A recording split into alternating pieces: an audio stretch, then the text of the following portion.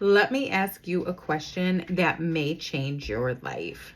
If you were guaranteed to win, like truly, there was no way that you can fail, who would you be? Not what would you do, but who would you truly become? Because I want you to really sit with that for a second and ponder. Would you still be playing small if there was no chance of failing? Would you still be second guessing yourself? And or would you still be holding back your voice, your truth, and or your gifts? Or would you decide that it was time to finally go all in? Hello, beautiful souls. Welcome to my channel. If you are new, welcome. If you are coming back, welcome back. I'm so glad to have you. My name is Cassie, and on this channel, we talk all things of healing, self-love, and self-care, and of course, becoming your dream woman. And so I think a lot of people believe that the reason that they are not where they want to be in life is because they don't have the right plan. It's not the right timing, not the right opportunities. They don't have enough money. There's always a reason of why. But that's really, truly not the truth. The real reason is we all have this deep-rooted fear of failure. And not even failure itself, but what we make failure mean to us as individuals. That we're not good enough, that we're behind in life, and that we're not worthy of the life that we truly desire. How many times does the media and the world, think they want to picture failure as something bad?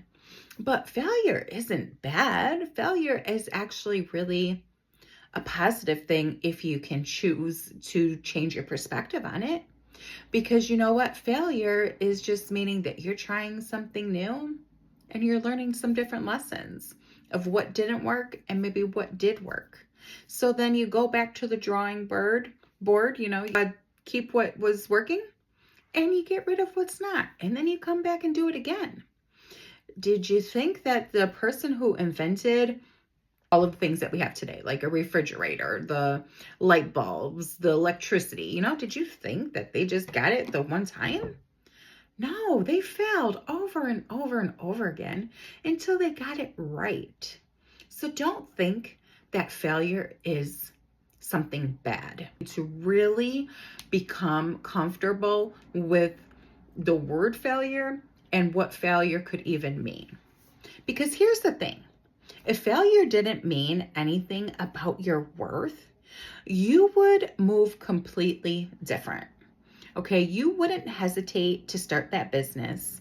You wouldn't overthink posting the videos, and you wouldn't water yourself down just to be accepted.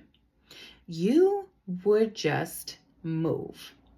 You would speak boldly. You would show up more consistently, and you would actually take risks without it means something if it doesn't go as well as you wanted it to, right? So if it doesn't work out, okay, that's fine.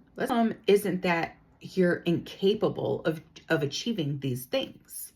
It's that we've been taught to fear what failure represents with us. Get real for a moment. If you were guaranteed to win, you wouldn't be sitting on your gifts. You would be going all in on your purpose. You would show up unapologetically.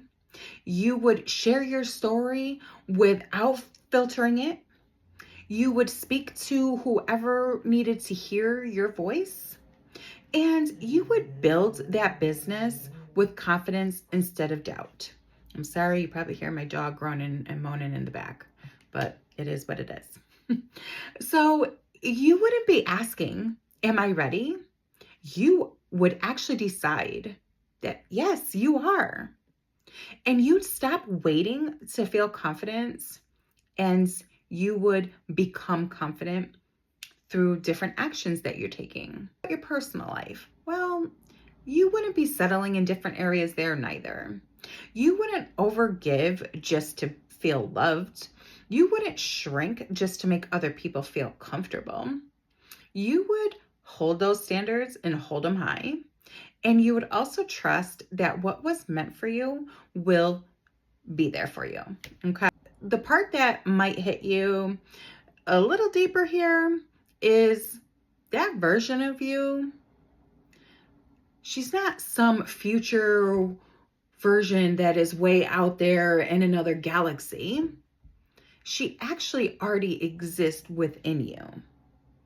The only difference is that she's not negotiating with fear anymore, right? She's not asking for permission. She's not waiting for proof. And she decided. And I think a lot of people are waiting for that confidence to show up, everything to be the right time, to be perfectly aligned. Confidence doesn't come first. You really need to focus on is making that decision, right? Because that decision needs to come first. That decision of becoming this version of you. And when you decide to become this version of you, that's when you will start allowing the fear to fall. You're going to start looking at things a little differently. If you're truly ready, I want you to ask yourself honestly today, where am I still holding back? Is it in your voice? Is it in your content? Is it in your business plans? Is it in your relationships? Where are you still shrinking even though you know that there's more in you? Because that hesitation, that's the only thing that is standing between you and the life that you desire. Not your ability, not your potential, just your willingness to move without guarantees. And I know it's going to be scary, but anything new is scary, right? And I know sometimes, you think like, well, I'm guaranteed a paycheck or something like this if I have like a corporate job and stuff like that. Well, don't quit the corporate job while you're still working on getting some of these things aligned. If it is about a business and things like that, right? So try to juggle both of them so then you still can feel pretty good about what you're doing and you're not allowing that fear to brew up and take control over your life. I'm going to leave you with this. What would you do if failure didn't mean that you were unworthy?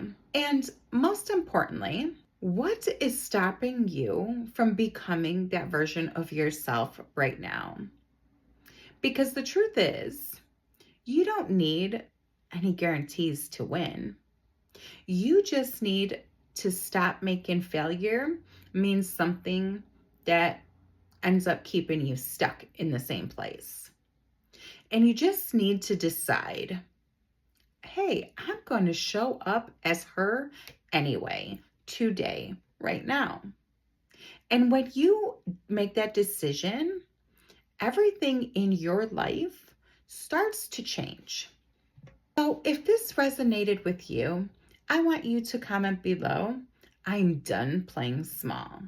And I want you to actually mean it. Because this isn't just about motivation. This is actually about transformation. And transformation is so much deeper than just basing something off of motivation. Because motivation is fleeting, right? It comes and it goes. It's nothing that will be guaranteed to be here tomorrow. Especially, that's what you're really anchoring things to. So figure out your why. Figure out what you really need to do in order to become that version of you and go for it. Because if you're on a journey of healing and growth and becoming that highest version of you, we're doing this together. Every week I talk a lot about this stuff, right? Because I am becoming, well, I've already became my dream woman, but now I'm designing my dream life, right? So if you haven't maybe became her yet, start focusing on that more so than starting that business, right? Because you want to have that solid self-concept about yourself, that confident, successful woman that will be able to handle different circumstances, different situations. You'll be able to handle yourself well, especially when things get tough. Make sure that you are working on that self-concept before you start trying to grow that business. It's going to be important. And if you are struggling and you need help with your self-worth, I'm going to link my website in the description. And there you can see some different programs I have to help you heal your self-worth and help you become your dream woman. Because if you never feel worthy of having this life, the life of your dreams, if you never feel worthy of becoming the woman of your dreams, you will never get there. So start with feeling worthy and go from there. So I love you, and I will talk to you the next one. Bye.